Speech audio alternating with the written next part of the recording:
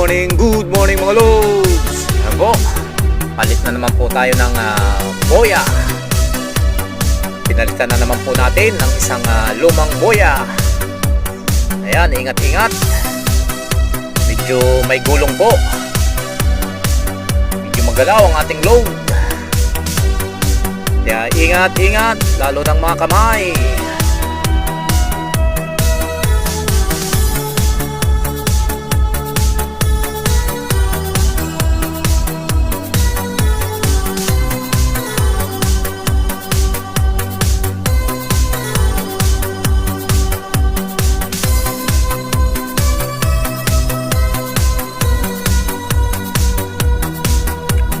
Okay, ayan na po ang bagong boya na ating pinalit. Ayan, pwede nang dumaan ang mga hover dredge. Thank you very much for watching.